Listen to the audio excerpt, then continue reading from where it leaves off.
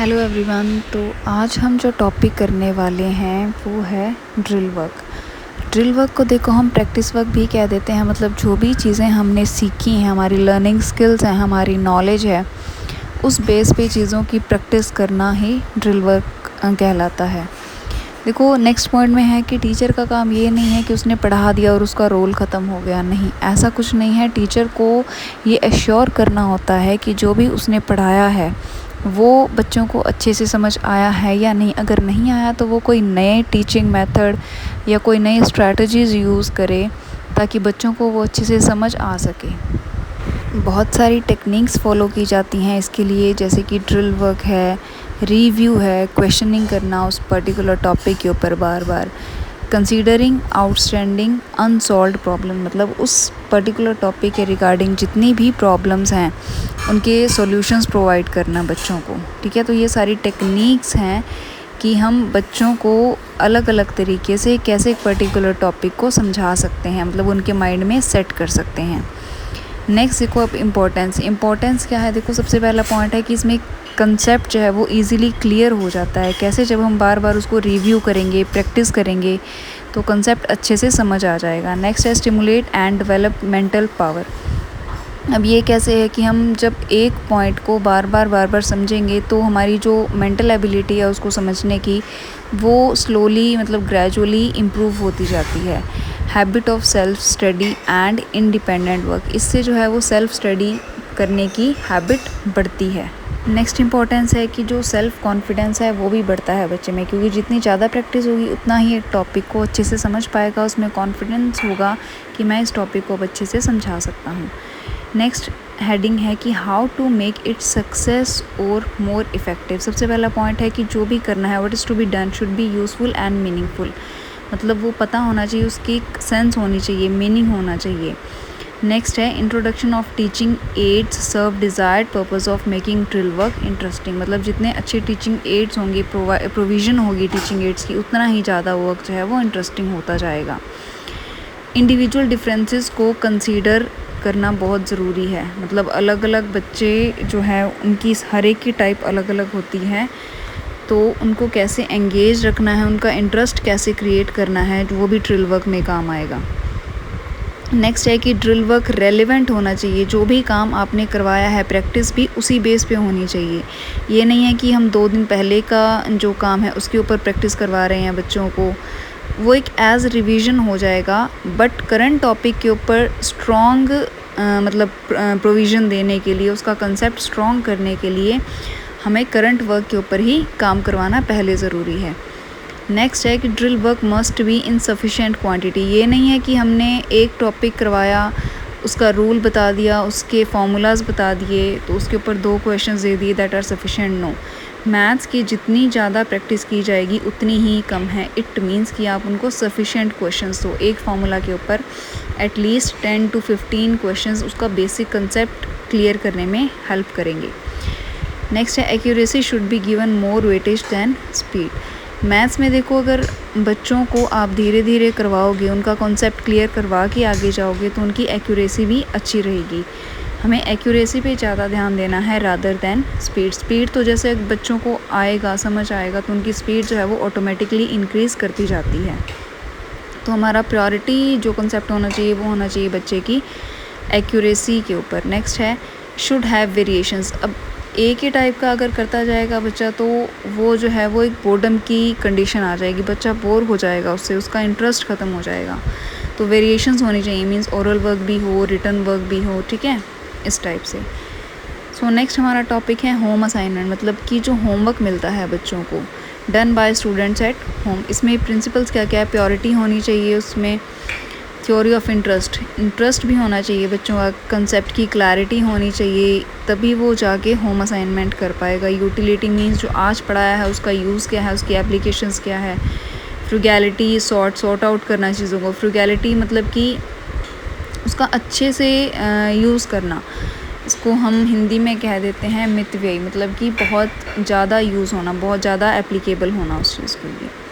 अब इसकी ज़रूरत क्या है? देखो स्कूल के जो आवर्स होते हैं वो लिमिटेड होते हैं, ठीक है, कुछ ही टाइम होता है। नॉर्मली आप अगर देखें तो 25 मिनट्स का या 35 मिनट्स का पीरियड है, उसमें मैथ्स की प्रॉब्लम्स को बहुत अच्छे से सॉल्व करना बहुत ईजी नहीं है, तो उसके लिए हमें बहुत ज़्यादा टाइम चाहिए। नेक्स्ट है सफिशिएंट प्रैक्टिस इज़ नीडेड, बहुत ज़्यादा प्रैक्टिस चाहिए मैथ्स के क्वेश्चंस को सॉल्व करने की। अब इसकी अलग अलग फॉर्म्स हैं, जैसे स्टूडेंट को कहा जाता है कि कुछ एक मैथ्स के जैसे थ्योरम्स हैं उनकी स्टेटमेंट्स लर्न करनी, कुछ फैक्ट्स लर्न करने, या प्रिंसिपल्स हैं, डेफिनेशंस हैं कुछ एक, उनको लर्न करना बहुत ज़रूरी है। राइट और ड्रॉ समथिंग सॉल्व प्रॉब्लम, मतलब कि जो भी प्रॉब्लम आ रही है बच्चों को काम करते टाइम होम असाइनमेंट के दौरान, तो उनको लिख ले कहीं जगह या कुछ एक माइंड मैप बना ले कि ये पर्टिकुलर प्रॉब्लम है। नेक्स्ट है observe phenomena in nature relevant to skills taught in class, मतलब कि क्लास में जो भी पढ़ाया जा रहा है उसके रिगार्डिंग उसकी इतनी कंसेप्ट क्लैरिटी होनी चाहिए कि वो उसको डेली लाइफ के जो एग्जांपल्स हैं उससे कोरिलेट कर सके। बच्चे का माइंड ड्रिल वर्क करते करते इतना ज़्यादा कैपेबल हो जाना चाहिए कि वो एक कंस्ट्रक्टिव चीज़ को भी क्रिएट कर सके। नेक्स्ट है कि टॉपिक का होमवर्क असाइन होना चाहिए या नहीं बच्चों को। देखो, कुछ एजुकेशनिस्ट का कहना है कि अगर हम होमवर्क देते हैं बच्चों को तो उससे उनका प्लेजर छीन रहे हैं, मतलब उनका लेजर टाइम छीन रहे हैं। तो कुछ एजुकेशनिस्ट तो मानते हैं कि नहीं देना चाहिए, बट कुछ ये भी कहते हैं कि all work but no play makes Jack a dull boy, मतलब उनको काम अगर नहीं दिया जाएगा तो वो डल हो जाएंगे। ये आप भी डेली लाइफ में देखते होंगे कि अगर बच्चों को काम नहीं दिया जाता तो वो घर आके चीज़ों को देखते ही नहीं, उनकी रिवीजन करना तक सही नहीं समझते, क्योंकि उनको हर टाइम लेजर की तरह यूज़ करना है, उनको सिर्फ खेलने से मतलब होता है। ठीक है, पर ये भी पॉइंट है कि अगर होमवर्क का ओवर एम्फेसिस हो जाता है कि मतलब उनको बहुत ज़्यादा होमवर्क दे दिया जाता है या बहुत प्रेशर के साथ होमवर्क दे दिया जाता है, तो समटाइम्स उन्हें पनिशमेंट का भी एक डर बैठ जाता है कि अगर हम काम नहीं करेंगे तो इस टाइप की सो एंड सो पनिशमेंट हमें मिल जाती है, जो कि समटाइम्स डिज़ास्ट्रस रिजल्ट भी दे सकती है। हम न्यूज़ में देखते हैं कि अगर टीचर जो है वो किस टाइप की पनिशमेंट्स देते हैं आजकल, कि अगर होमवर्क नहीं किया तो बच्चे के ऊपर कितना ज़्यादा मेंटल प्रेशर बन जाता है। अब अगर जैसे होमवर्क दिया जाता है काफ़ी सारा, तो जिन पेरेंट्स को कोऑपरेशन की नीड होती है बच्चों की, तो वो भी अपना जो है कोऑपरेशन नहीं दे पाते, क्योंकि उन्हें क्या है होमवर्क करना पड़ता है। तो पेरेंट्स जो है वो हेल्पलेस फील करते हैं, हैंडीकैप्ड फील करते हैं कि अब जो पेटी थिंग्स हैं उनके लिए वो किसको जाकर कहें। होमवर्क खुद एक इविल नहीं है, मतलब बुरा नहीं है होमवर्क, बट इसके जो तरीके हैं असाइन करने के वो कई बार सही नहीं होते। कई बार बहुत ज़्यादा होमवर्क दे दिया जाता है, या स्टूडेंट्स इतना ज़्यादा कि वो घर में हर टाइम एंगेज रहते हैं, उनको प्लेफुल एक्टिविटीज़ के लिए कोई टाइम ही नहीं मिलता। कई बार ऐसा होता है कि खुद की ड्यूटीज़ को इवेड करने के लिए टीचर इतना ज़्यादा होमवर्क दे देते हैं, या फिर टीचर्स चाहते हैं कि उनका जो वर्किंग नेचर है बच्चों का उनको बूस्टअप किया जाए। बट ये भी ध्यान रखना चाहिए कि होमवर्क एक लिमिटेड क्वांटिटी में ही दिया जाए, ताकि बच्चे जो है वो एंजॉय भी कर सकें और उनकी जो लर्निंग हैबिट्स है, जो प्रैक्टिस वर्क है, ड्रिल वर्क है, वो भी जो है वो अच्छे से पास हो सके। इम्पॉर्टेंस देखो कि इससे जो है बच्चे का इंटरेस्ट बना रहेगा उस पर्टिकुलर टॉपिक में और उसका टाइम भी यूटिलाइज़ हो जाएगा। ठीक है, नेक्स्ट देखो प्रिकॉशंस क्या क्या हैं कि जो होमवर्क बच्चे को मिलता है वो करंट टॉपिक जो उसे पढ़ाया गया है उसी बेस पे हो। नेक्स्ट पॉइंट है कि क्वेश्चंस की जो लैंग्वेज है वो सिंपल और क्लियर होनी चाहिए, क्योंकि अगर लैंग्वेज ही समझ नहीं आएगी तो बच्चा उसको इनिशिएट ही नहीं कर पाएगा। बहुत ज़्यादा क्वांटिटी में होम असाइनमेंट नहीं मिलना चाहिए। नेक्स्ट है कि जो बच्चे इंटरेस्ट और compatibility of children while giving homework, मतलब बच्चे का इंटरेस्ट भी देखना चाहिए थोड़ा बहुत और उसकी कंपैटिबिलिटी भी देखनी चाहिए। नेक्स्ट बहुत कॉमन सा टॉपिक है, that is self study. Self study क्या होता है? जब हम इंडिविजुअली पर्सनली हम जो स्टडी करते हैं उसको सेल्फ स्टडी कहते हैं। ये इंडिपेंडेंट होती है, independent work of learning results in developing habit of acquiring knowledge. मतलब हम जितना ज़्यादा सेल्फ स्टडी करेंगे, जितना ज़्यादा खुद हम अपने ऊपर टाइम देंगे चीज़ों के लिए, उनकी लर्निंग के लिए, तो उतना ही ज़्यादा हम खुद को डेवलप कर रहे हैं, उतना ही ज़्यादा हम नॉलेज एक्वायर कर रहे हैं, हमारी स्किल्स को इम्प्रूव करने हैं, चाहे वो लर्निंग स्किल्स हो, चाहे वो कम्युनिकेशन स्किल्स हो, चाहे हमारी वो कैब हो। हम अपने ही एफ़र्ट्स से, अपनी सेल्फ स्टडी से खुद को डेवलप करने की कोशिश कर रहे हैं। अब देखो एनकरेज कैसे करना है सेल्फ स्टडी को। सबसे पहले तो जो आपने नेक्स्ट टॉपिक कराना है उसको क्लासरूम में थोड़ा सा इंट्रो दे दो उसका, ताकि बच्चों को उस चीज़ में इंटरेस्ट क्रिएट हो जाए, वो क्यूरियस हो जाए उस चीज़ के बारे में जानने के लिए। नेक्स्ट है encouragement through interesting lectures of literature. उसको इस तरीके से बताओ, उसका इंटरेस्ट क्रिएट करो बच्चे का उस टॉपिक के रिगार्डिंग। नेक्स्ट है develop of proper learning habits, मतलब कि जो लर्निंग हैबिट्स है बच्चे की वो अच्छे से डेवलप हो जाए, इस टाइप से उसको एनकरेज करना। अब देखो, प्रॉपर असाइन होना चाहिए होमवर्क, मतलब कि रेगुलरिटी बनी रहनी चाहिए ताकि बच्चे का इंटरेस्ट भी उसी अकॉर्डिंग बना रहे और वो सेल्फ स्टडी करे। नेक्स्ट है कि लाइब्रेरी होनी चाहिए, मतलब जितने अलग अलग वैरायटीज़ होंगी उतने ही ज़्यादा इजी होता है कंसेप्ट को क्लियर करना।